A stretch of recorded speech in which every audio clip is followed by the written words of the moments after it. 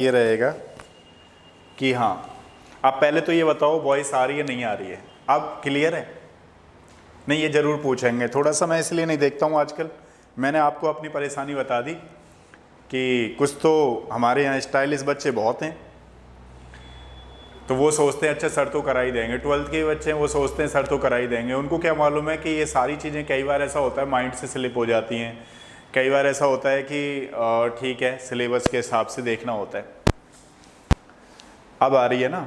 अब देखो, ये तो ऑर्गेनिक केमिस्ट्री बहुत ज़रूरी है, सारे बच्चों के लिए ज़रूरी है। अभी इनको क्या मालूम है, अभी बाद में मालूम पड़ेगा कि ऑर्गेनिक में घूमते रहते हैं। जब आप करोगे तब ये लगेगा अच्छा ये इसका तो ये होना चाहिए, आंसर क्यों आ रहा है ऐसा। कभी किसी बच्चे को, जब जो बच्चा कर लेता है उसको तो अहमियत मालूम पड़ जाती है कि भैया बिना ऑर्गेनिक के काम नहीं चलने का। अब जो बच्चा नहीं करता है उसको तो थोड़ा कम ही मालूम पड़ता है ना सिस्टम का, इसलिए। और देखो ये जो मैं आज करा रहा हूँ आप लोगों को, इसलिए मैंने मैसेज भी डाला था 12th वाले बच्चों के लिए कि स्पेशली इस क्लास को तो ज़रूर अटेंड कर लेना, अगर नहीं कर पा रहे हो डेली किसी कारण बस ज़रूर करना। लेकिन ये जो क्लास है, ये क्लास इसलिए है कि ताकि आपके चैप्टर्स जो हैं सारे चैप्टरों में काम आने वाले हैं। ये कॉन्सेप्ट मैं वही कराने वाला हूँ अब कुछ दिनों के लिए, जिससे चाहे मैं इनऑर्गेनिक करा रहा हूँ तो भी वही कॉन्सेप्ट करा दूँ, जिससे कि आपको सारे में काम आ जाए। चलो, और मैंने अच्छा एक आध बच्चा ये सोचे सर ने ये क्यों लगा रखा है वो वाला, मैं बता देता हूँ उसका रीज़न भी। वो इसलिए मैं ये सोचता हूँ कि चलो जल्दी जल्दी बच्चों को करा देते हैं। जो बच्चे हमारे यहाँ तो एक भी दो भी बच्चे हैं तो वो भी काफ़ी है मेरे लिए, तो कोई ऐसी दिक्कत नहीं है। इसकी वजह से मैंने वो लगा रखा है कि चलो जल्दी से ये मुझे मालूम पड़ जाए ये बच्चों को कराना है, फिर मैं ऐसा कर लूँ। तो चलो फिर वही करते हैं, एक बार दोबारा करते हैं, ठीक है। चलो देखो, मैंने कल एक क्वेश्चन दिए थे। क्वेश्चन क्या था? क्वेश्चन ये था, इसको तो पहले अलग हटा देते हैं, ठीक है। इसको तो यहाँ अलग हटाते हैं, फिर बात करते हैं इधर। मैंने कल क्वेश्चन दिए थे, एक हेटेरोसाइक्लिक कंपाउंड में बता रहा था। ये मेरे पास इस तरीके से पाइरोल, एक मेरे पास है फ्यूरान, एक मेरे पास था थायोफिन, एक मेरे पास था बेंजीन। बेंजीन की कंपेयर करो तो करो, नहीं तो कोई दिक्कत नहीं है, बेंजीन लास्ट में रहेगा, है ना। इसमें तो जरूर आ जाता है क्वेश्चन। अब क्वेश्चन ये था 1 2 3 में कि इसमें इलेक्ट्रोफिलिक सब्स्टिट्यूशन रिएक्शन किस में ज़्यादा होगी और क्यों होगी। अब देखिए, इसमें हम अगर देखें तो इसमें नाइट्रोजन पे क्या है, लॉन पेयर है, इसमें भी लॉन पेयर है, इसमें भी लॉन पेयर है। तो लॉन पेयर होने की वजह से यहाँ पे इलेक्ट्रोफाइल अटैक करना है। लेकिन क्या लॉन पेयर पे अटैक कर पाएगा या किसी दूसरी पोजीशन पे अटैक करेगा, ये देखना बहुत ज़रूरी है। हमें जनरली क्या लगता है भाई लॉन पेयर इलेक्ट्रॉन है तो यहाँ पे इलेक्ट्रोफाइल अटैक करेगा, लेकिन ये लॉन पेयर इलेक्ट्रॉन कॉन्जुगेशन में जाना होता है, क्योंकि ये एरोमेटिक है, ये भी एरोमेटिक है और ये भी एरोमेटिक है, ठीक है। एरोमेटिक सारे हैं। रीजन क्या है? क्योंकि 4 पाई इलेक्ट्रॉन्स तो पहले से ही हो रहे हैं, 2 पाई इलेक्ट्रॉन्स और अंदर लॉन पेयर चले जाएंगे तो कॉन्जुगेशन में आ गया, क्योंकि मॉलिक्यूल्स को तो जाना ही है और एरोमेटिक होना ही है, स्टेबिलिटी अटेन करनी है। तो फिर इलेक्ट्रोफाइल किस किस पोजीशन पे अटैक करे, तो एक की मैं रेजोनेंस बना के दिखाता हूँ आपको। जैसे मान लीजिए इसी की मैं रेजोनेंस बनाऊँ तो ये लॉन पेयर में यहाँ गया तो ये यहाँ आ गया, तो अगली RS क्या होगी हमारे पास, ये यहाँ आ गया और ये नेगेटिव यहाँ आ गया, ये पहले से चला आ रहा है और यहाँ पे पॉजिटिव है। अगर मान लो यहाँ पे इस तरीके से तो ये पॉजिटिव है, ठीक है। अब इलेक्ट्रोफाइल कहाँ पे अटैक करेगा? हमें क्या लगता है कि अच्छा इलेक्ट्रोफाइल ये आया है तो इस पोजीशन पे अटैक करना चाहिए, ऐसा लगता है बच्चे को, लेकिन ये गलत है।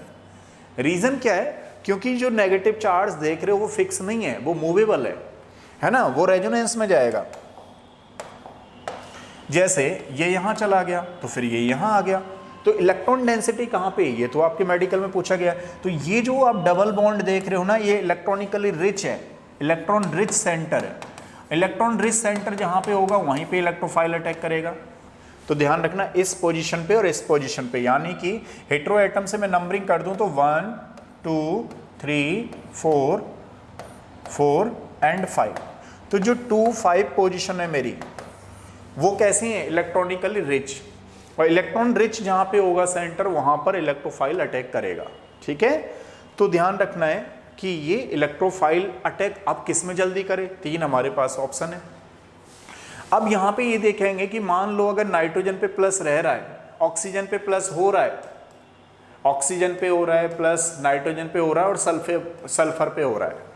ये क्वेश्चन ज़्यादातर गलती के चांसेस क्यों हो जाते हैं, स्टूडेंट को लगता है कि इसकी इलेक्ट्रॉन नेगेटिविटी सबसे कम है तो इस पे पॉजिटिव चार्ज ज़्यादा देर तक रहेगा। क्योंकि मैं एक कॉन्सेप्ट सारे बच्चों से बोलता हूँ, क्या बोलता हूँ कि more electronegative atom always occupy negative charge. ठीक है, अब मोर इलेक्ट्रोनेगेटिव एटम है ये दोनों की दोनों, ये तो नेगेटिव चार्ज होना चाहिए, लेकिन आरएस के थ्रू, रेजोनेंस के थ्रू इन पे पॉजिटिव आ गया तो ये तो अनस्टेबल होंगे। तो अगर इसमें देख लिया जाए कि भाई इन दोनों में से पॉजिटिव चार्ज को कौन ज़्यादा देर तक रख पाएगा, कंपनसेट कर पाएगा, तो nitrogen is the less electronegative atom. Less electronegative atom होने की वजह से इस पर पॉजिटिव चार्ज हो सकता है बट ऑक्सीजन पे नहीं होगा। तो नाइट्रोजन मोर रिएक्टिव हो गया, मतलब अगर इलेक्ट्रोफाइल अटैक करेगा तो किस में ज़्यादा कर देगा, पाइरोल में कर देगा। अब यहाँ पे क्वेश्चन आता है कि जी हम तो सल्फर क्यों नहीं चूज कर रहे हैं, पहले तो सल्फर करना चाहिए। सल्फर में एक दूसरी प्रॉब्लम चल रही है। प्रॉब्लम क्या चल रही है कि देखो भाई, जब कभी भी बॉन्डिंग होती है, बैक बॉन्डिंग या बॉन्डिंग, तो वहाँ पे आपने जनरली देखा होगा कि लगभग साइज नियरली सेम होना चाहिए या फिर उनकी एनर्जी नियरली सेम होनी चाहिए। तो यहाँ पे क्या है, सल्फर में 3p ऑर्बिटल है जबकि इस कार्बन का जो है वो 2p ऑर्बिटल है। तो ये p बॉन्डिंग, इसके p इलेक्ट्रॉन, ठीक है, इसके p ऑर्बिटल्स इसके p ऑर्बिटल में इंटरमिक्स नहीं हो पाते, जिसकी वजह से यहाँ पे कॉन्जुगेशन की अगर हम बात करें तो इसमें एनर्जी डिफरेंस है प्लस साइज का डिफरेंस है, तो ये उतनी जल्दी रिएक्टिव नहीं हो पाता। ठीक है, ध्यान से सुनना मेरी बात को, ये उतनी जल्दी रिएक्टिव नहीं हो पाता। तो ये सबसे कम गया, हम सोच रहे थे सबसे ज्यादा होगा लेकिन लास्ट में गया।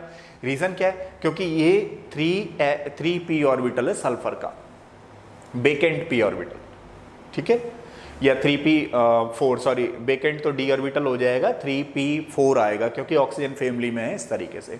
तो अगर हम इसमें देखें तो ध्यान रखना सबसे ज्यादा इलेक्ट्रोफिलिक रिएक्शन इसमें होगी, फिर इसमें होगी, फिर उसमें होगी। तो एक क्वेश्चन मैंने कल होमवर्क ये दिया था आप लोगों को कि ऐसी रिएक्शन इसमें से किसकी होगी, बहुत ही इंपॉर्टेंट है। बेंजीन आ जाए तो लास्ट में लगाना है। आप कोई बच्चा कहेगा सर मुझे समझ में नहीं आया, बेंजीन आपने लास्ट में क्यों बता दिया। देखो भाई, बेंजीन क्या है, आराम से स्टेबल कंपाउंड है। आराम से स्टेबल कंपाउंड क्यों है, क्योंकि उसमें कोई ना तो हेटेरो एटम है, ना तो लोन पेयर का लेना देना, ना तो उसको ये लगना है कि भाई कौन से लोन पेयर आएंगे, कौन से लोन पेयर बाहर रहेंगे, कौन से हकल लोन पेयर हैं, कौन से नॉन हकल लोन पेयर हैं, उसको कोई लेना देना नहीं है, क्योंकि वो तो न्यूट्रल मॉलिक्यूल्स है और वो तो स्टेबल है। अब किसी को अगर मान लीजिए हाई टेम्परेचर वगैरह लगा करके, कंडीशन लगा करके अगर जो है इलेक्ट्रोफाइल अगर रिएक्शन करेंगे तो सबसे लास्ट में जाने वाला है, वो तो खुद से ही पहले से ही एरोमेटिक है। ठीक है, तो ध्यान रखिएगा रिएक्टिविटी में 1 2 3 एंड 4। एक तो क्वेश्चन ये था। अच्छा, दूसरा क्वेश्चन इसी में बताते। अब बताओ ये समझ में आया नहीं आया, ये वाला कॉन्सेप्ट क्लियर हुआ। अभी 2-4 क्वेश्चन देते हैं आपको, उनको बार बार करते रहो। बार बार करते रहोगे तो आपको मॉलिक्यूल लर्न करने की जरूरत नहीं है कि कौन सा कहां पे अटैक हो रहा है, आप आराम से बता सकते हो। बस 2 बार इसको रिवाइज करना।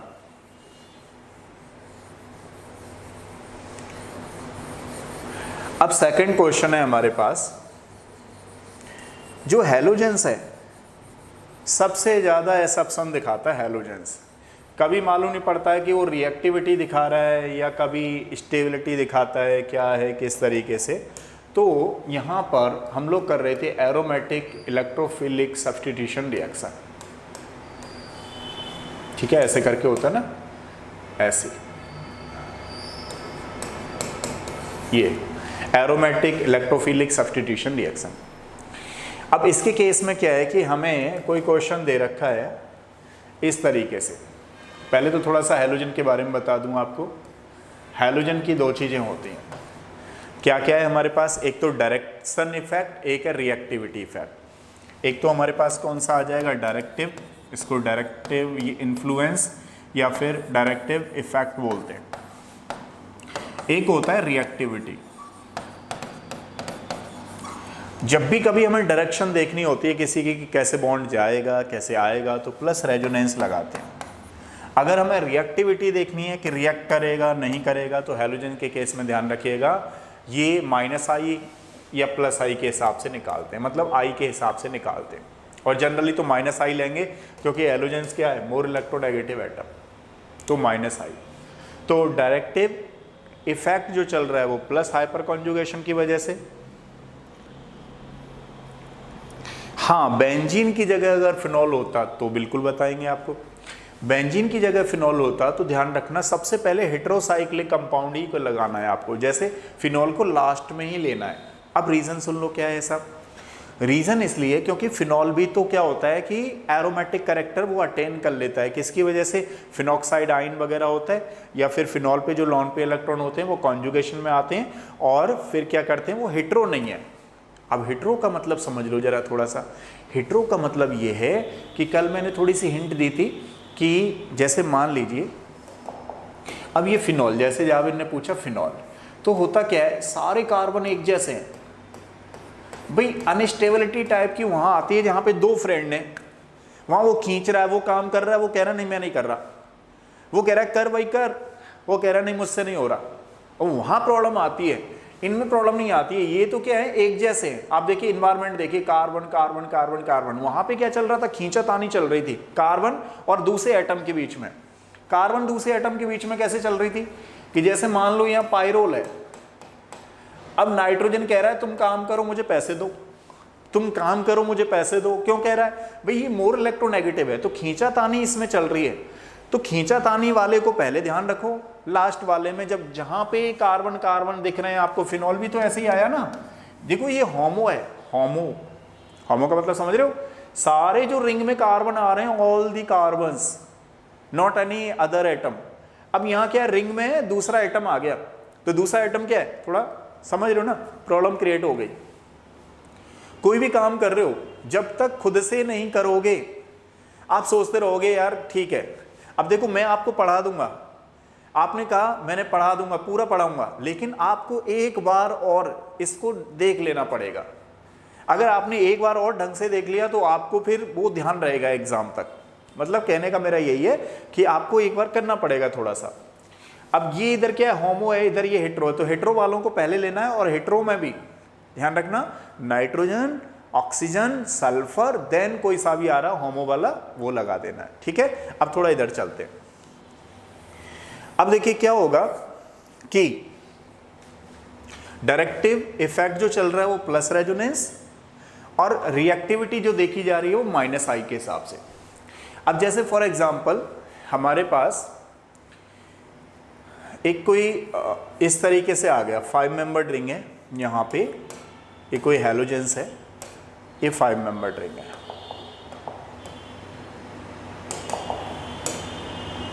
ठीक है। ये बेंजीन है और ये हमारे पास पायरिडीन है, ठीक है। एक तो आप इसमें ये बताओ, अगर मैं किसी बच्चे से पूछूं कि छोटी रिंग और बड़ी रिंग में से कौन सी एरोमेटिक ज्यादा होती है, कौन बच्चा बताएगा। एक मेरे पास ये तीनों एरोमेटिक हैं, सारे बच्चे जानते हैं एरोमेटिक क्यों है, और अगर नहीं भी जानते हो तो बताना, मैं समझाऊंगा क्यों है एरोमेटिक। ये तीनों की तीनों एरोमेटिक है। अब मेरा क्वेश्चन ये है आप लोगों से कि भाई तीनों में एरोमेटिक ज्यादा कौन सी है, तीनों में एरोमेटिक ज्यादा कौन सी है। तो देखिए तीनों में एरोमेटिक कौन सी होगी, ध्यान रखिएगा, जो स्मॉल रिंग होती है वही तो मोर एरोमेटिक होती है, वही एंटी एरोमेटिक होती है। अब इसके ऊपर लॉन पेयर इलेक्ट्रॉन है, ये लॉन पेयर कॉन्जुगेशन में चले जाएंगे, 6 पाई इलेक्ट्रॉन हो जाएंगे, एरोमेटिक हो जाएगा। तो इन दोनों में ज्यादा एरोमेटिक ये हुआ। अब ज्यादा एरोमेटिक ये हुआ तो यहां पे बात चल रही थी इलेक्ट्रोफिलिक सब्स्टिट्यूशन। इलेक्ट्रोफाइल क्या होता है, जिसपे पॉजिटिव चार्ज होता है। अब पॉजिटिव चार्ज होता है तो देखो क्या हुआ, ये लॉन पेयर यहां डोनेट कर रहा है और इधर की तरफ ये ऐसे जा रहा है। तो ये इलेक्ट्रोफाइल यहाँ अटैक कर गया। तो जो अटैक कर रहा है वो चांसेस क्या हो जाएंगे सबसे ज़्यादा इसके। अब कोई बच्चा कहेगा सर समझ में नहीं आया, ये तो तीनों ही एरोमेटिक है। भाई इसलिए मैं कह रहा हूँ कि जो स्मॉल रिंग होती है वो एरोमेटिसिटी एंटी एरोमेटिसिटी दोनों ही ज़्यादा दिखाती है। तो इसमें क्या होगा, जो लॉन पे इलेक्ट्रॉन है वो अंदर एरोमेटिसिटी अटेन करने के लिए अंदर जाएंगे। ठीक है, अब ये बात समझ में आ गई हो, जब जाएंगे लॉन पे इलेक्ट्रॉन तो वहाँ पे पॉजिटिव चार्ज भी क्रिएट होगा। तो जब पॉजिटिव चार्ज क्रिएट होगा नेगेटिव चार्ज भी क्रिएट होगा। नेगेटिव चार्ज क्रिएट होगा तो इलेक्ट्रॉन रिच सेंटर बनेगा। इलेक्ट्रॉन रिच सेंटर बनेगा तो वहाँ इलेक्ट्रोफाइल भी अटैक करेगा। अब क्या हुआ कि अगर इन दोनों में देखें, ये यहाँ तक क्लियर हो गया होगा एक आध बच्चे को। ठीक है, यानी जो छोटी रिंग है वो जल्दी से उसमें से लॉन पेयर इलेक्ट्रॉन जाएंगे ताकि 6 पाई इलेक्ट्रॉन अंदर हो जाए, कॉन्जुगेशन में जाएंगे। ये अपने दोनों न्यूट्रल पड़े हुए हैं अभी। अब न्यूट्रल पड़े हुए हैं तो अब इन दोनों में देखें कि भाई इन दोनों में से कौन सा थोड़ा देखा जाए। अब क्या है कि देखो नाइट्रोजन पे जो लॉन पे इलेक्ट्रॉन्स हैं ये क्या है, मोर इलेक्ट्रोनेगेटिव एटम है। मोर इलेक्ट्रोनेगेटिव एटम होने की वजह से ये कार्बन से इलेक्ट्रॉन लेगा। अब इनमें कंपैरिजन किया जाए कि इलेक्ट्रोफाइल किस में जल्दी आ जाएगा, है ना। तो इलेक्ट्रोफाइल के लिए नेगेटिव चार्ज का होना चाहिए। नेगेटिव चार्ज मतलब इसमें बेंजीन में जल्दी आ जाएगा। क्यों आ जाएगा, क्योंकि नाइट्रोजन पे तो लॉन पे इलेक्ट्रॉन्स रहेंगे, है ना। नाइट्रोजन पे लॉन पे इलेक्ट्रॉन्स रहेंगे। क्यों, क्योंकि ये मोर इलेक्ट्रोनेगेटिव है। अब कोई बच्चा कहेगा सर फिर समझ में नहीं आया। भैया देखो ऐसा है कि जो मोर इलेक्ट्रोनेगेटिव है वो कहता है मैं तो दादा हूं, मुझे देते रहो, लेने की बात मत करना। अब यहां बात चल रही है लेने की, मतलब इलेक्ट्रोफाइल कब अटैक करेगा, जब उसको कहीं इलेक्ट्रॉन डेंसिटी तो दिखे। अब आपने देखा नहीं, ये नाइट्रेशन कराते तो बेंजीन का ज्यादा कराते हैं, इसका नहीं करा सकते। सल्फोनेशन के लिए क्वेश्चन आ जाए तो आप इसको आंसर लगा के आएंगे, ना कि इसको। अब कोई बच्चा दूसरा दिमाग लगा रहा है, कोई बच्चा कहेगा अच्छा इस पे लॉन पे है तो इलेक्ट्रॉन है तो ये तो जो है जल्दी से इलेक्ट्रोफाइल यहाँ पे लगा दो NO2। या फिर कोई बच्चा कहेगा अच्छा ये रेजोनेंस में हो जाएगा। कुछ बच्चा अलग तरीके से सोचेगा कि अच्छा इस पे लॉन पे इलेक्ट्रॉन है, चलो रेजोनेंस में ले जाओ। भैया क्यों ले जा रहे हो रेजोनेंस में, रीजन क्या है रेजोनेंस में ले जाने का, यानी कि कॉन्सेप्ट ही मालूम नहीं है। कॉन्सेप्ट आपको पता करो पहले तो कि भैया यहाँ पे जो है 6 पाई इलेक्ट्रॉन है, ये पहले से एरोमेटिक है, क्यों जाएंगे इसके लॉन पेयर अंदर, नहीं जाएंगे। तो फिर जब जाएंगे नहीं तो इलेक्ट्रोफाइल क्यों आएगा, इलेक्ट्रोफाइल नहीं आएगा। यहाँ पे बात चल रही है इलेक्ट्रोफाइल आने की, तो ध्यान रखिएगा बेंजीन में इलेक्ट्रोफाइल पहले आ जाता है। ठीक है, इस बात का ध्यान रखेंगे। अच्छा एक और चीज है, एक आध बच्चा अभी दिमाग लगा रहा होगा थोड़ा सा कि सर ने अभी पाइरोल तो पहले लिया है बेंजीन से, इसको क्यों ले लिया। हाँ मुझे समझ में आ गया आप क्या दिमाग लगा रहे हो। अभी आपने टाइप तो कुछ क्वेश्चन किया नहीं, लेकिन फिर भी मुझे थोड़ा थोड़ा समझ में आने लगा कि एक आध बच्चा सोचेगा सर पाइरोल में तो आपने बेंजीन को बाद में लिखा था, अभी आपने तो इसको पहले ले लिया। देखो फिर मैं कहूँगा आपसे, वो स्मॉल रिंग है, ये लार्ज रिंग है, तो अब बात क्लियर हो गई होगी आपको। ठीक है, देखा आपने उसमें कैसे चल रहा था कॉन्सेप्ट, मतलब उसमें पहले सारे हेटेरो और उसके बाद बेंजीन। अब आपने यहाँ देखा, मतलब केमिस्ट्री में यही तो पॉइंट है कि मतलब हर दूसरे कॉन्सेप्ट पे ही कॉन्सेप्ट बदल जाता है कई बार। अब यहाँ 6 मेंबर्ड रिंग में कंपैरिजन चल रही है, वहां पे 5 मेंबर्ड रिंग में कंपैरिजन चल रही थी, तो सारी 5 मेंबर्ड रिंग हमने पकड़ी थी पहले, फिर 6 मेंबर्ड रिंग ले गए थे बेंजीन। अब यहाँ क्या हो रहा है, यहाँ ये हो रहा है हमने 5 मेंबर्ड रिंग पकड़ ली पहले, ठीक है। अब इन दोनों में कंपैरिजन कर रहे हैं कि भाई इलेक्ट्रॉन डेंसिटी कौन जल्दी दे देगा। अब कौन जल्दी दे देगा, तो ये मोर इलेक्ट्रोनेगेटिव एटम है, तो ये तो अपने लॉन पे इलेक्ट्रॉन जल्दी से देगा नहीं, कार्बन को जल्दी से नहीं देगा, तो हमें ऐसा लगेगा रेजोनेंस में जाने चाहिए। लेकिन रेजोनेंस में नहीं जाएंगे क्योंकि 8 पाई इलेक्ट्रॉन्स हो जाएंगे रेजोनेंस में अगर जल्दी से गया तो, और 8 पाई इलेक्ट्रॉन्स कभी जाएंगे नहीं। क्यों, क्योंकि एंटी एरोमेटिक हो जाएगा। ठीक है, तो इस बात का समझ में आया, ये ऑर्डर लगाना है। तो पहले 5 मेंबर्ड रिंग पकड़नी है, फिर 6 मेंबर्ड रिंग पकड़नी है। अगर 6 मेंबर्ड में कंपैरिजन आ जाए तो जो हेटेरोसाइक्लिक है उसे बाद में डाल दो, और अगर 5 मेंबर्ड पहले आ रहे हैं 6 मेंबर्ड के साथ कंपैरिजन चल रहा है तो 5 मेंबर्ड पहले लाओ, 6 मेंबर्ड को बाद में डाल दो। ये रफ पे कहीं ना कहीं लिख लो, ठीक है, जिससे मालूम पड़ता रहे कि किस तरीके से। अच्छा देखो, तो मैं यहां बता रहा था आपको, ये सारी चीजें समझ में आ गई हैं आपको। इसी का दूसरा करते हैं। जैसे एक क्वेश्चन है पायरोल पे कि कहाँ पे कौन सी साइट ऐसी होती है, न्यूक्लियोफाइल साइट कौन सी है, इलेक्ट्रोफाइल साइट कौन सी है, वो भी हमें देखनी है।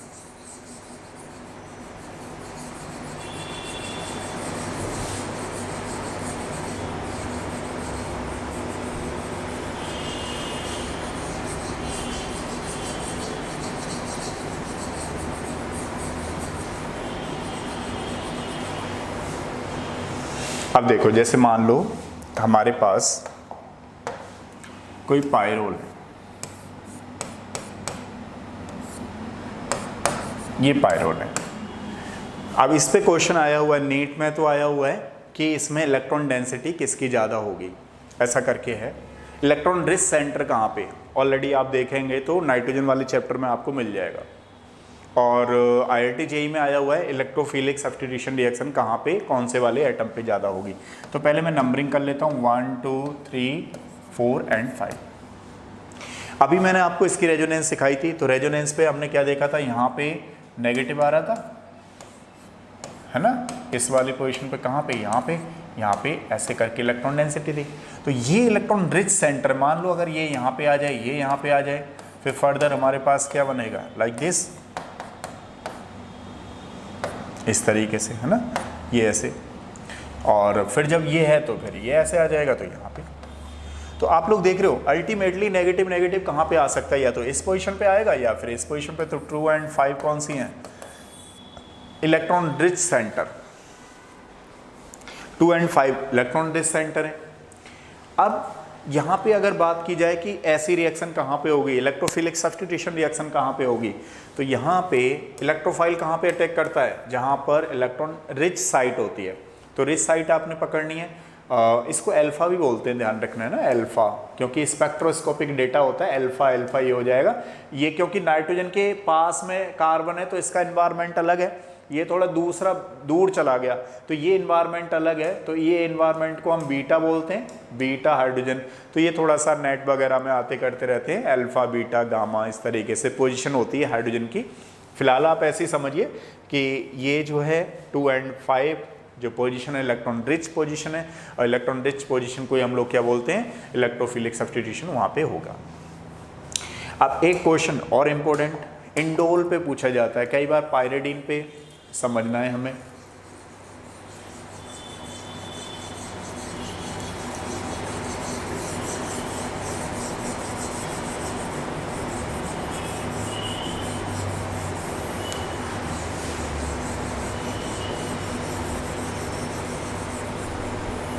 देखिए ये हमारे पास पायरिडीन है, ले लेते हैं, दिस इज द पायरिडीन। ये लॉन पे इलेक्ट्रॉन है इस तरीके से, ठीक है। अब देखिए होगा क्या कि ये अगर ऐसे जाए, ठीक है, ये लॉन पेयर तो अंदर जा ही नहीं सकता, क्यों नहीं जा सकता, ये तो नॉन हकल लॉन पेयर है। नॉन हकल, नॉन हकल का मतलब क्या है भाई, पहले से ही 6 पाई इलेक्ट्रॉन हो रखे हैं। अगर ये अंदर चला गया, कोई बच्चा ये सोचेगा ये रेजोनेंस में चला जाएगा, ये नहीं जाएगा। रीजन क्या है, क्योंकि ये अगर चला गया तो एंटी एरोमेटिक हो जाएगा, 8 पाई इलेक्ट्रॉन्स हो जाएंगे, तो फिर ये बॉन्ड ही शिफ्ट होगा। अब मान लो ये बॉन्ड इधर शिफ्ट होता है तो ये यहाँ पॉजिटिव आ जाता है, तो ध्यान रखना इसकी ये जो पोजीशन बोली जाती है वो न्यूक्लियोफाइल अटैक करता है, ठीक है। अब जब ये ऐसे हो रहा है तो यहाँ पे क्या आएगा, ये ऐसे करके खिसक के आएगा, ये ऐसे करके खिसक के आएगा, तो नेगेटिव आ जाएगा। तो ये वाली जो मेटा पोजीशन है वहाँ पे इलेक्ट्रोफाइल रिएक्शन अटैक करता है, ध्यान रखना। ये पायरिडीन के केस में समझा रहा हूँ मैं आपको। अब मान लीजिए यहाँ पे ये जब ऐसे आ रहा था तो यहाँ पॉजिटिव जा रहा था, पॉजिटिव जा रहा था तो न्यूक्लियोफाइल आ रहा था, अब न्यूक्लियोफाइल आ रहा था तो यहाँ न्यूक्लियोफाइल, ठीक है। अब इसके केस में क्या है, मान लीजिए यहाँ पॉजिटिव गया तो यहाँ ऐसे करके आ रहा है, तो यहाँ नेगेटिव आ गया तो यहाँ इलेक्ट्रोफाइल आ रहा है, और इस तरीके से यहाँ पे क्या आ रहा है, पॉजिटिव आ रहा है, पॉजिटिव आ रहा है तो न्यूक्लियोफाइल आ रहा है। अब देखो क्या है कि इसकी जो सेकंड, और यहाँ से कर लेते हैं 1 2 3 4 5 एंड 6, इसकी जो 2,6 पोजीशन है वो कैसी पोजीशन है, जहां पे इलेक्ट्रॉन डेफिशिएंट है, ठीक है, ये इसकी पोजीशन इलेक्ट्रॉन डेफिशिएंट है। इलेक्ट्रॉन डेफिशिएंट है तो इसके केस में यहाँ पे न्यूक्लियोफाइल अटैक करता है, ध्यान रखना, ये न्यूक्लियोफाइल अटैक करेगा। लेकिन थर्ड पे और फिफ्थ पे नेगेटिव साइन आ रहा है थ्रू दी रेजोनेंस, तो नेगेटिव चार्ज का मतलब वहां पर इलेक्ट्रोफाइल अटैक करेगा। तो न्यूक्लियोफाइल कहाँ अटैक कर रहा है, 2 and 6 पे। इलेक्ट्रोफाइल कहाँ अटैक कर रहा है, 3 and 5 पे। ये बात आपको ध्यान रखनी है, किसके अंदर, ये पायरिडिन के अंदर ध्यान रखनी है। अब कोई बच्चा कहे सर लॉन पेयर से, हाँ लॉन पेयर से यहाँ कर सकता है, क्योंकि लॉन पेयर अंदर तो जाएंगे नहीं, तो यहाँ पर भी अगर सारी पोजीशन ऑक्यूपाई हो जाए और दोबारा से इलेक्ट्रोफाइल दे दे तो ध्यान रखना इस लॉन पेयर भी अटैक हो सकता है। रीजन मालूम पड़ गया कि अंदर तो रेजोनेंस में जा नहीं पाएगा, तो यहाँ पे ही रिएक्शन कर लेगा, ठीक है। अच्छा, अब इंडोल की बात बताता हूँ आपको। ये देखो पोजीशन समझ में आई नहीं आई। अच्छा,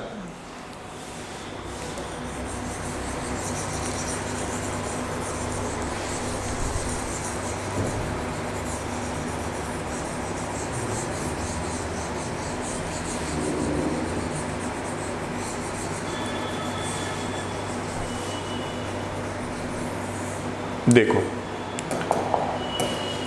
अब क्या है, जैसे ये वाली बात है, हमारे पास ये 5 मेंबर रिंग होती है,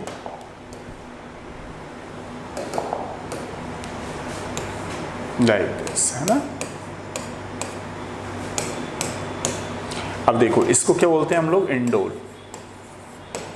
this is known as the indole. अब इंडोल में इतनी बात है कि कहाँ पे इलेक्ट्रोफाइल अटैक करेगा। अब देखिए इसमें लॉन पेयर इलेक्ट्रॉन है, तो अब ये अंदर जाएगा नहीं जाएगा, बिल्कुल जाएगा, क्योंकि 10 पाई इलेक्ट्रॉन्स 4n, n की वैल्यू अगर हम 1 रखते हैं तो 6 पाई इलेक्ट्रॉन हो गए, तो ये एरोमेटिक है, तो यहाँ तो 8 इलेक्ट्रॉन है, 1 2 3 4 5 6 7 8, तो ये लॉन पेयर कॉन्जुगेशन में चला जाएगा। अब ये लॉन पेयर इलेक्ट्रॉन कॉन्जुगेशन में जाए तो पहले तो इसको ये शिफ्ट करना पड़ेगा और फिर ये लॉन पेयर अंदर जाएगा, ठीक है। तो क्या होगा, अगर यहाँ पे 2 यूज़ कर लें हम लोग, तो देखो 10 पाई इलेक्ट्रॉन्स हो गए, मतलब क्या, एरोमेटिक हो गया।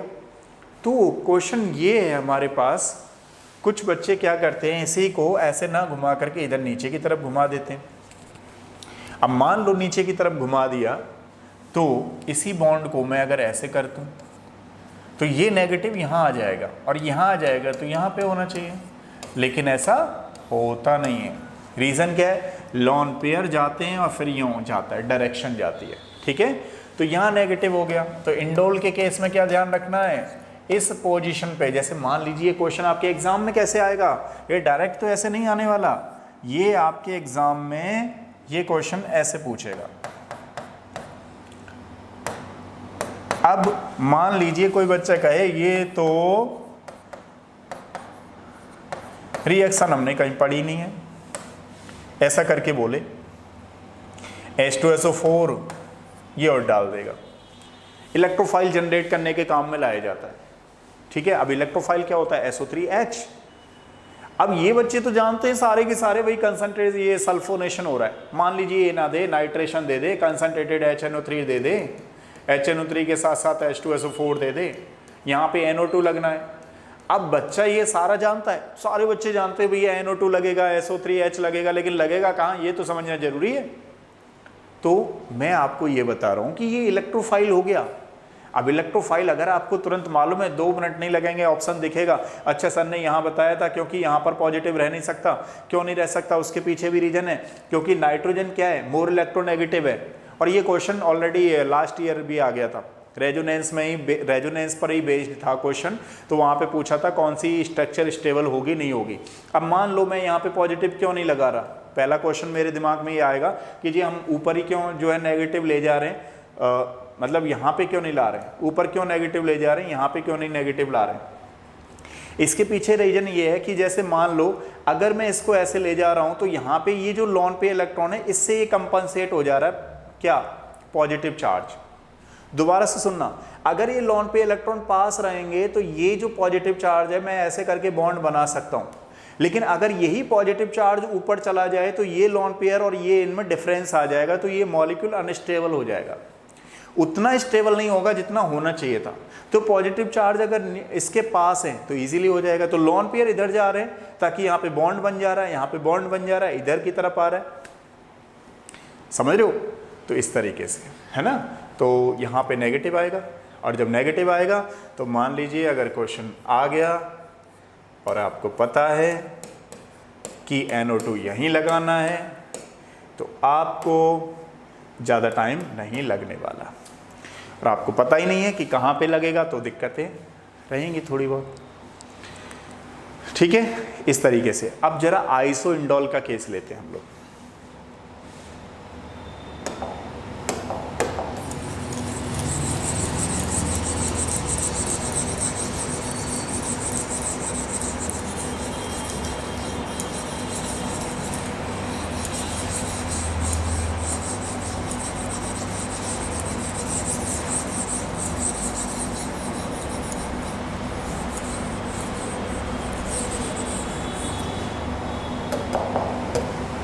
ये हमारे पास आइसोइंडोल है।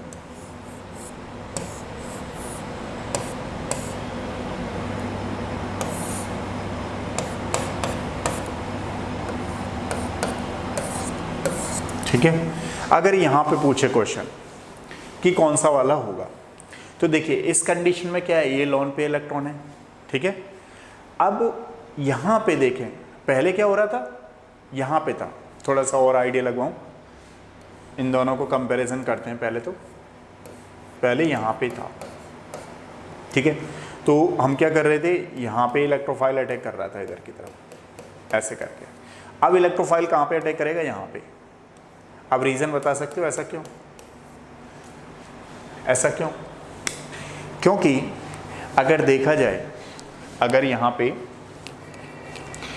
आइसोइंडोल में देखा जाए, पहले तो थोड़ा साफ कर लेता हूँ इसको ताकि आपको बिल्कुल समझ में आए, नहीं तो आधा अधूरा रह जाएगा, ठीक है। अब देखो, this is known as the isoindole. Isoindole, this is the indole. ध्यान रखेंगे सारे बच्चे, इंडोल के केस में यहाँ पे इलेक्ट्रोफाइल को लगा के आना है। आइसोइंडोल में ऐसा क्या हो जाता है, ताकि ये चीज़ें, आइसोइंडोल में इसकी पोजीशन जो है थोड़ी सी शिफ्ट हो जाती है। अब शिफ्ट हो गई तो यहाँ पे देखिए क्या हुआ कि ना, यहाँ डबल बॉन्ड पहले से ही आ रखा है। दोबारा से सुनिएगा, यहाँ पे नया क्या था, यहाँ पे सिंगल बॉन्ड था। बॉन्ड लगा के दिखाता हूँ ताकि आपको थोड़ा अच्छा समझ में आए, है ना। अभी समझ में नहीं आ रहा होगा, अभी आपको एक आध बच्चे को ये लग रहा होगा, अच्छा सर क्या बोल रहे हैं, मुझे समझ में नहीं आ रहा। आएगा। ऑर्गेनिक केमिस्ट्री तो आपकी है, बस आपने ध्यान ही नहीं दिया।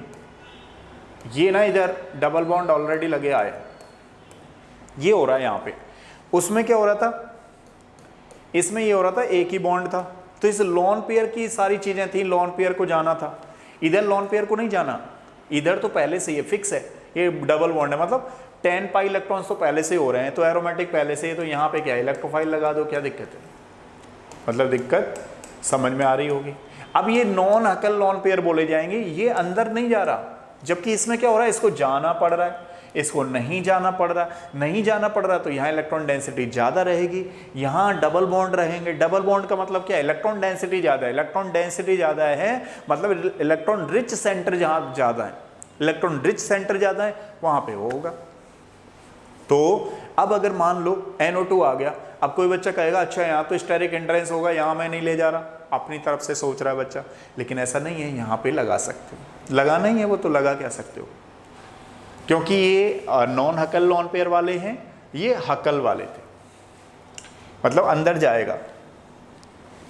तो मैंने ये समझाया था आपको। थोड़ा आगे वाला लेते हैं केस, हमारे पास है इसके बाद ये वाले। हाँ, एक क्वेश्चन था जो मैंने कल पूछा था आप लोगों से। कल वाला क्वेश्चन ये था कि ये मेरे पास जो है कीनोन है, कीनोन, ठीक है, ये है एक मेरे पास, इधर लगा लेता हूं, आइसोकीनोन है। आइसोक्विनोन है। अब कौन बच्चा बताएगा इनमें से ज्यादा बेसिक कौन सा है? देखो दो ही चीजें, या तो ये है कि आप रट लो, या ये है कि थोड़ा समझ लोगे तो समझने में एक नया काम हो जाएगा। नया काम ये होने वाला है इसमें कि जरूरी नहीं वो बेसिक ही पूछे, कुछ और भी पूछ सकता है आपसे, तो आप आराम से बता सकते हो। पहले मैं इस वाले पे बात कर लेता हूँ, इसको बोलते हैं क्विनोन। क्विनोन, आइसोक्विनोन, बहुत इंपॉर्टेंट क्वेश्चन तो इसमें ये हो जाता है कि सबसे ज़्यादा बेसिक कौन सा है। अब पहले हमें ये मालूम पड़ जाए कि इसकी कौन कौन सी पोजीशन कैसे असाइन करते हैं, तो वो देखिए एक बार। इसको बोलते हैं नंबरिंग में 1 2 3 एंड 4, ठीक है। ये वाली पोजीशन जो ब्रिज हेड की है उनको काउंट बाद में करना होता है, 1 2 3 4, यहाँ से 5 6 7 8 9 और 10, ये पोजीशन ऐसे होती है, ठीक है। अब क्या हुआ, हाँ 1 वाला नहीं जाबिर, इसमें दूसरा कॉन्सेप्ट लगाओ। इसमें एक कॉन्सेप्ट बताता हूं मैं आपको, सिखाता हूं, फिर आप बताना है ना, आपको ही ले जा रहा हूं वहां तक, आपको ही बताना है इनमें से बेसिक कौन सा है। मैं थोड़ा सा आपको और कर रहा हूं, क्लियर कर रहा हूं इसमें। अब देखो क्या है कि इसमें अगर देखें हमारे पास, ठीक है, अब देखो लॉन पेयर तो दोनों में से नहीं जा रहा, ना तो इसका अंदर जाएगा ना इसका अंदर जाएगा, क्योंकि पहले से ही क्या है, एरोमेटिक है दोनों। अब क्या हुआ यहाँ पे, मान लो कि जब अंदर नहीं जा रहा लॉन पेयर, तो ये खिंच करके ये कार्बन से ऐसे लेगा, ऐसे लेगा तो यहाँ पॉजिटिव आ जाएगा, पॉजिटिव आ जाएगा तो क्या हो जाएगा, न्यूक्लियोफाइल अटैक करेगा इस पोजीशन पे। तो सेकंड पोजीशन पे न्यूक्लियोफाइल अटैक करता है, ठीक है। अब सेकंड पोजीशन और जो फोर्थ पोजीशन आप देख रहे हो उस पे पॉजिटिव आ जाएगा, क्यों, क्योंकि नाइट्रोजन कैसा ग्रुप लगा हुआ है, विथड्रॉइंग ग्रुप है, इलेक्ट्रॉन विथड्रॉइंग ग्रुप की तरह काम करता है। जब इलेक्ट्रॉन विथड्रॉइंग की तरह काम करता है तो ध्यान रखना दो ही रिएक्शन होती हैं, कौन सी, न्यूक्लियोफिलिक सब्स्टिट्यूशन रिएक्शन, ये न्यूक्लियोफिलिक, ठीक है।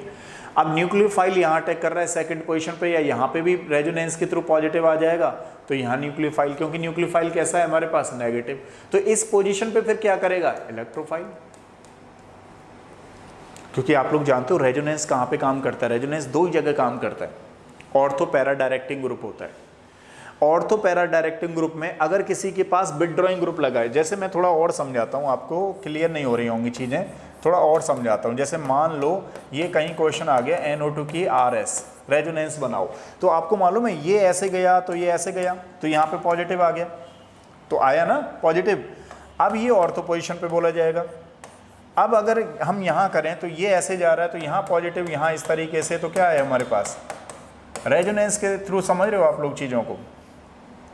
तो इधर ये आप लोग ऑलरेडी जानते हो, इधर ये ऐसा आने वाला है। जब हमारे पास आ गया तो ये ऑर्थो एंड पैरा पोजीशन जो होती हैं, यहां न्यूक्लियोफाइल अटैक कर सकता है कोई भी। सेम क्वेश्चन कहां पे है, मान लो अगर कोई इलेक्ट्रॉन रिलीजिंग ग्रुप है हमारे पास, अब मैंने फिनॉल ले लेता हूं, ये लॉन पेयर इधर गए तो ये इधर गया, तो यहाँ नेगेटिव आया तो यहाँ इलेक्ट्रोफाइल हुआ। तो मतलब सारे बच्चे जानते हैं कि एक जो होता है +R होता है, एक -R होता है। तो जहाँ पे विथड्रॉइंग ग्रुप है वहाँ पे -R लगाते हैं, और जहाँ पे प्लस ये वाले ग्रुप है रिलीजिंग, वहाँ पर +R लेते हैं। तो मैं आपको ये समझाने की कोशिश कर रहा हूँ कि जो क्विनोन आइसोक्विनोन है वो एज अ -R की तरह काम करते हैं। तो -R की तरह काम करने की वजह से ये समझना बहुत जरूरी है। कई बार लगता है बच्चों को, अच्छा इस पे तो लॉन पेयर है तो चलो लगा दो +R होगा, +R नहीं, इसमें -R। लॉन पेयर इलेक्ट्रॉन इसका अंदर नहीं जाता, रीजन क्या है, पहले से ही एरोमेटिक है। अब यहाँ पे न्यूक्लियोफाइल हो गया, ये कंडीशन न्यूक्लियोफाइल हो गई। अब यहाँ पे भी देखिएगा आप, यहाँ पे न्यूक्लियोफाइल ऑलरेडी IIT में बहुत बार आया है क्वेश्चन, और मेडिकल में भी एम्स वगैरह में आता करता है। आप एम्स का देखेंगे तो आए हुए हैं क्वेश्चन। अब ये यहाँ पे न्यूक्लियोफाइल आएगा, और एक ये पोजीशन है, ठीक है, ये वाला, सॉरी इस पोजीशन पे तो इलेक्ट्रोफाइल, इस सेकंड पोजीशन पे न्यूक्लियोफाइल, सेकंड, और इस पे है ना, इस पे इलेक्ट्रोफाइल, यहाँ पे इलेक्ट्रोफाइल और यहाँ पे इलेक्ट्रोफाइल, ठीक है। अब जैसे मान लीजिए सल्फोनेशन आ गया इसका, तो सल्फोनेशन कहाँ करना है आपको? क्विनोन के साथ इस वाली पोजीशन पे या फिर इस वाली पोजीशन पे, ठीक है। कोई एक दे रखा होगा, अगर दोनों दे दे तो क्या करना है, फिर थोड़ा स्टेरिक इंट्रेंस वाला देखना, तो उस वाली पोजीशन को अटैक करेगा, ठीक है। अब एक चीज, अब यहाँ चल रहा था भाई कौन सा बेसिक ज़्यादा होगा। मान लेते हैं यहाँ पे ये पॉजिटिव आ गया और यहाँ पे इसकी पोजीशन अगर देखें तो इसकी पोजीशन यहाँ पे है न्यूक्लियोफाइल की। इसकी पोजीशन देख लीजिए, यहाँ पे तो बगल में है, ये वाली न्यूक्लियोफाइल की है, 2 और 4 पोजीशन न्यूक्लियोफाइल की है, जबकि यहाँ पे 3 वाली पोजीशन न्यूक्लियोफाइल की है। तो मान लो न्यूक्लियोफाइल कहाँ अटैक करता है? जहाँ पॉजिटिव होता है। अब यहाँ क्या है? नेगेटिव है, ठीक है। तो अब ये देखो, ध्यान से सुनना जरा, कितना इंपॉर्टेंट क्वेश्चन है। आपसे पूछूंगा कौन सा बेसिक ज़्यादा है। अब ये बताओ, इसके पास नाइट्रोजन के पास यहाँ पॉजिटिव इस पर डिस्टेंस पे है, इस नाइट्रोजन के पास बिल्कुल पॉजिटिव चार्ज डिस्टेंस पे है। तो आपको बताइए इन दोनों में से बेसिक कैरेक्टर किसका ज़्यादा है? खुद बताओ, चलो इन दोनों में से। अब बताओ जावेर, दोबारा से समझ लो। लोन पेयर जहां पे ज्यादा बना होता है, इलेक्ट्रॉन रिच सेंटर जहां पे होता है, उसका बेसिक कैरेक्टर ज्यादा होता है। और अगर पास में पॉजिटिव चार्ज है, अगर पास में पॉजिटिव चार्ज है, खर्चे ज्यादा हैं, तो क्या पैसे रहेंगे? पैसे तो नहीं रुकने वाले। अगर मान लीजिए थोड़ा खर्चे बाद में आने वाले हैं, कोरोना निकल जाए, बाद में आने वाले हैं, तो थोड़ा सा रिलैक्स फील करेंगे, अच्छा चलो यार ये खर्चा तो बच गया। यहाँ पे देखिए खर्चे जो हैं बाद में आने वाले हैं, यहाँ पे कोरोना भी चल रहा है, साथ में खर्चे भी साथ में चल रहे हैं, तो नाइट्रोजन बेचारा परेशान हो जाएगा, अरे यार क्या है लाइफ, समझ में नहीं आ रही है। तो बताओ यहाँ पे बेसिक कैरेक्टर किसका ज़्यादा होगा?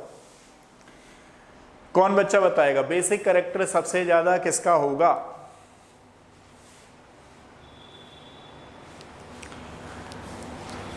कोई बच्चा बता रहा है? जाबिर बताओ जल्दी फटाफट, मुझे तो लग रहा है कहीं तुम तो नहीं चले गए हो। बाकी बच्चे तो आते जाते रहे, उससे तो कोई दिक्कत नहीं है, लेकिन मालूम पड़ा कि तुमने ही कहा, तुम ही गायब हो गए तो फर्क ज्यादा पड़ जाएगा। हाँ जी भैया,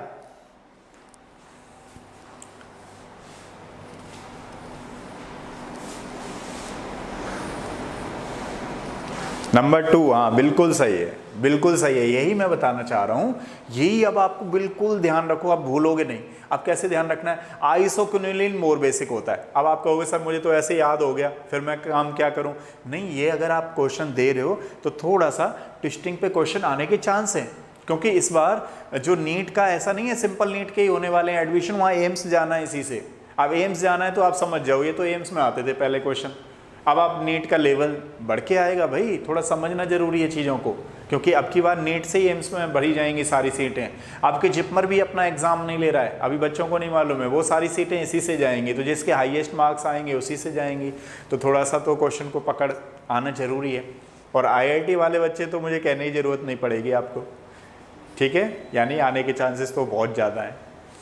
अब आप ऐसे समझ लो, यहाँ पे ये कुछ क्लियर सा दिख रहा है, कहीं उतार पाओगे आप? मुझे तो लग नहीं रहा, साफ सा कर देता हूँ एक बार।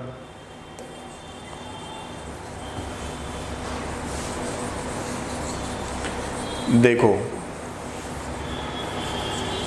मैं ये कह रहा था कि अगर हमें पोजीशन मालूम पड़ जाए तो इसकी पोजीशन क्या है ना, 2 वाली पोजीशन ध्यान रखना। किसकी? इसकी 2 पे पॉजिटिव आता है, तो यहाँ पे लॉन पेयर, इसका जो लॉन पेयर है वो जल्दी से इधर जाने के चांसेस में होगा, क्योंकि यहाँ पॉजिटिव आया हुआ है, ठीक है। तो यहाँ न्यूक्लियोफाइल अटैक करेगा। लॉन पेयर खुद बना रहना चाहिए, वो बेसिक ज़्यादा होता है, तो ध्यान रखिएगा। Second, isoquinoline is more basic, ठीक है। तो कैसे डिसाइड करें कौन रिएक्शन कैसे जाएगी? तो थोड़ा थोड़ा 2-3 ही रिएक्शन है जो काफ़ी इंपॉर्टेंट है और काफ़ी आती करती रहती हैं, जैसे quinoline, quinone, isoquinone, indole, isoindole, इस तरीके से। और जो मैंने अभी पहले डिस्कस किए हैं वो वाली, ठीक है। और देखता हूँ कौन सा इंपॉर्टेंट था इसमें, और था ये वाला, ठीक है। ये एक चीज़ होती है इसमें, क्या है थोड़ा सा बताता हूँ आपको। ये चीज़ है, जैसे आपने नाम सुना होगा इप्सो अटैक। इप्सो अटैक आपके में ऑलरेडी आ चुका है क्वेश्चन में। कहाँ पे मिलेगा आपको बता देता हूँ, नाइट्रोजन वाले चैप्टर में 31 ईयर्स में देखना, वहाँ पर स्टार करके दे रखा है, वही वाला क्वेश्चन है इप्सो अटैक का। तो इप्सो अटैक कैसे देखें हम लोग, मान लीजिए अब इप्सो अटैक होता क्या है, जैसे कोई हमारे पास न्यूक्लियोफाइल है यहाँ पे, ठीक है, ये ऐसे है, न्यूक्लियोफाइल क्या बेसिकली लीविंग ग्रुप बोलेंगे, वो ज़्यादा बेटर रहेगा, ये लीविंग ग्रुप है। अब न्यूक्लियोफाइल आए उसके लिए पहले हमें ऐसे घुमाना पड़ेगा, तो यहाँ पॉजिटिव चार्ज आ गया तो ये यहाँ आ गया, तो अगली वाली कंडीशन हमारे पास क्या बन गई, लाइक दिस, यहाँ पे लीविंग ग्रुप, यहाँ पर न्यूक्लियोफाइल। अब देखिए ये नेगेटिव हुआ, यहाँ पे ये ऐसे जा रहा है, ऐसे जा रहा है। अब देखिए क्या हो रहा है, इधर ऐसे करके आया, इधर ऐसे करके चला गया, ठीक है। तो अगली रेजोनेंस कहाँ बनी हमारे पास, ये लीविंग ग्रुप है, ठीक है। अगली रेजोनेंस बनी हमारे पास इस तरीके से, नेगेटिव यहाँ पे बॉन्ड, ये ऐसे करके न्यूक्लियोफाइल, ठीक है। अब देखिए क्या होगा कि अब ये यहाँ आया, ये यहाँ आया, ऐसा करके हुआ,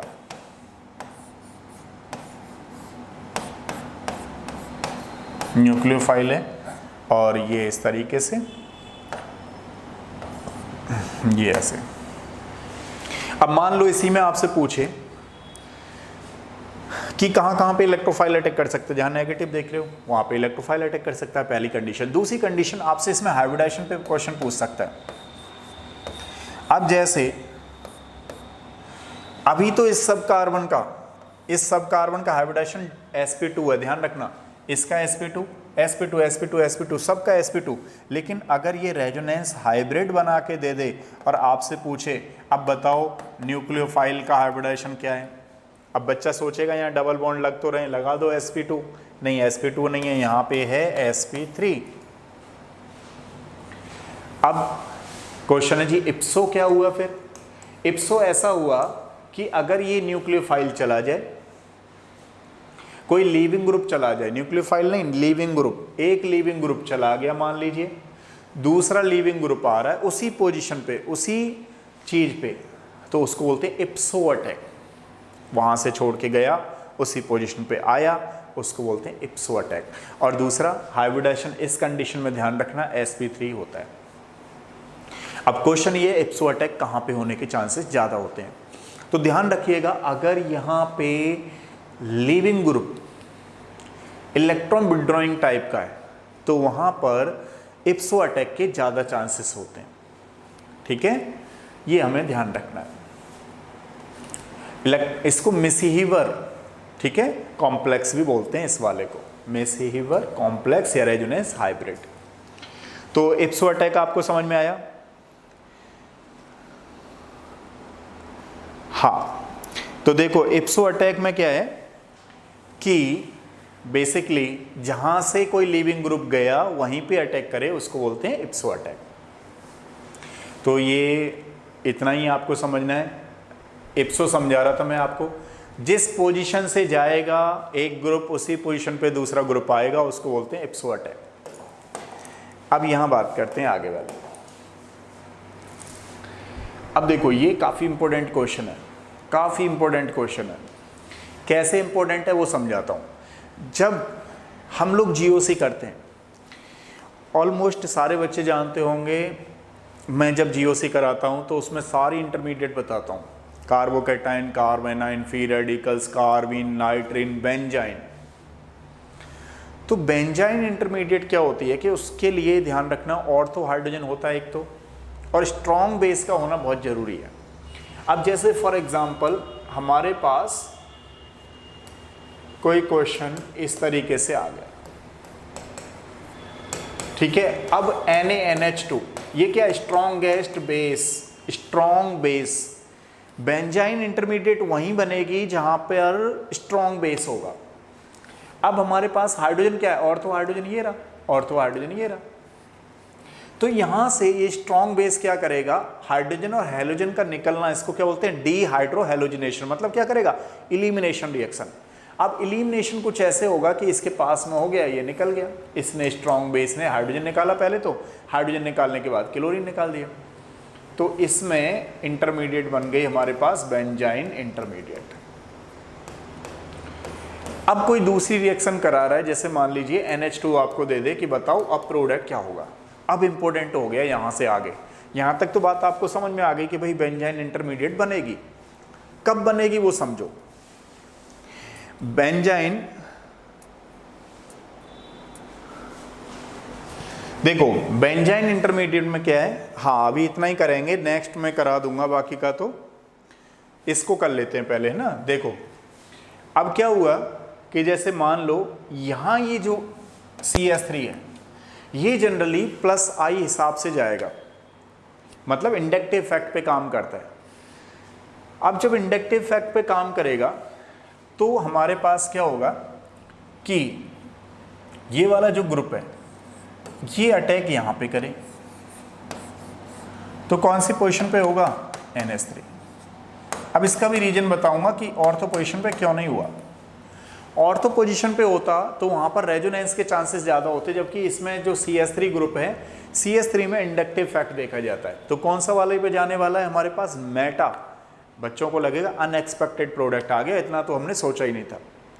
क्यों, कैसे मालूम पड़ा हमें भाई, यहाँ पे एक दूसरे फैक्टर भी काम करने हैं। जब आप ऑर्गेनिक रिएक्शन मैकेनिज्म बना रहे हो तो 2-3 चीज़ों को ध्यान रखो। स्टेरिक हिंड्रेंस वाला भी ध्यान रखना होता है कि अगर आपने यहाँ पे NH2 लगा दिया तो स्टेरिक हिंड्रेंस के भी चांसेस ज़्यादा होते हैं। तो ये बॉन्ड ऐसे ना टूट करके ये ऐसे जाता है ताकि स्टेरिक हिंड्रेंस कम हो। बेंजाइन इंटरमीडिएट का ध्यान रखना। एक लास्ट रिएक्शन अभी करा रहा हूँ, फिर कल कराएंगे। कल का मतलब जब भी है ना, कल तो सैटरडे संडे को मैं नहीं कराता हूँ, आपको मालूम है, लेकिन फ़िलहाल के लिए मैं आपको ये समझाता हूँ। चलो एक आध बच्चा ज़्यादा ही परेशान हो गया होगा क्योंकि 2-2 घंटे क्लास ले ली आज आपने, है ना। तो अभी कर रहे हैं, बस 2 मिनट दो आप लोग। इसमें क्वेश्चन आ जाता है कि भाई स्ट्रॉन्ग बेस डाल दिया, अब बताओ क्या बनेगा।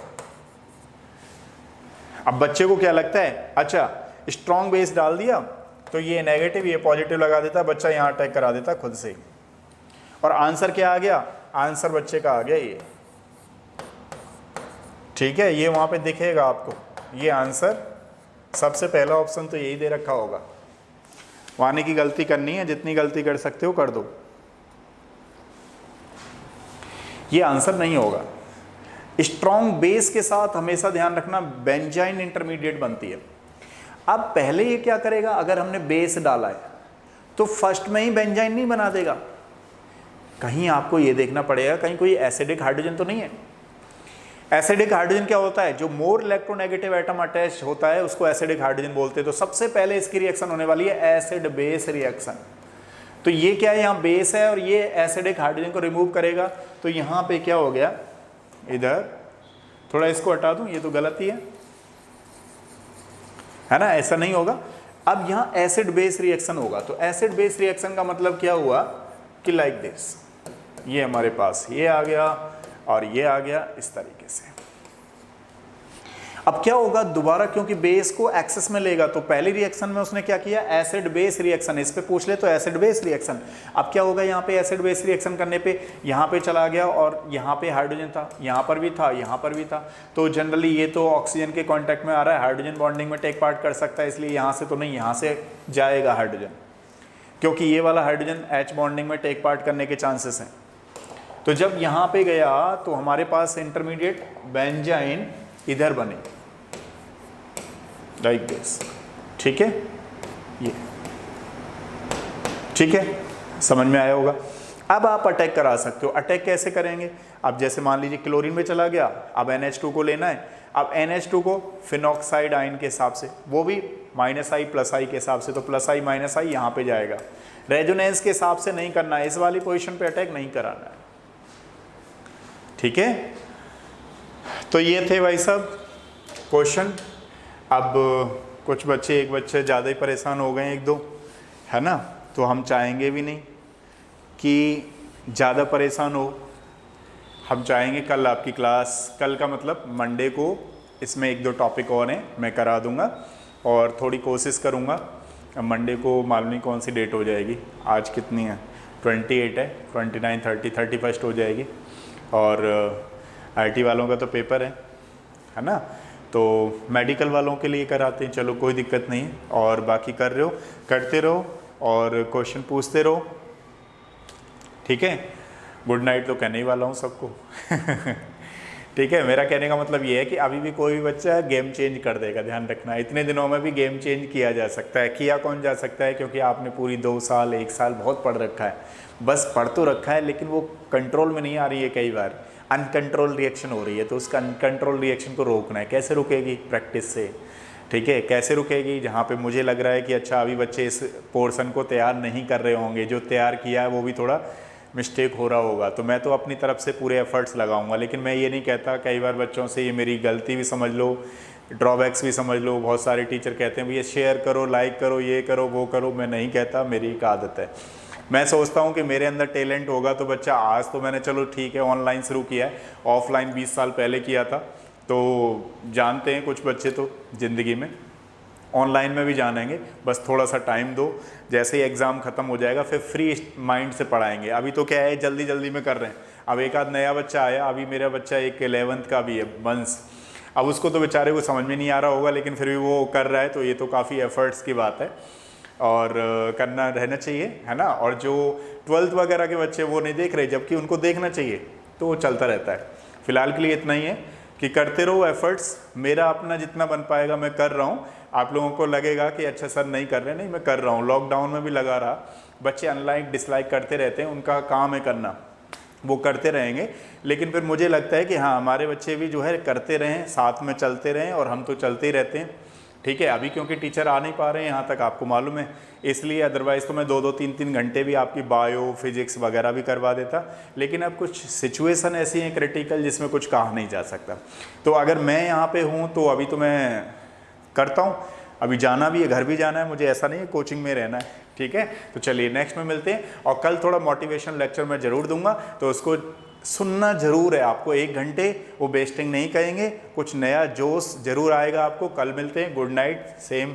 Thank you so much.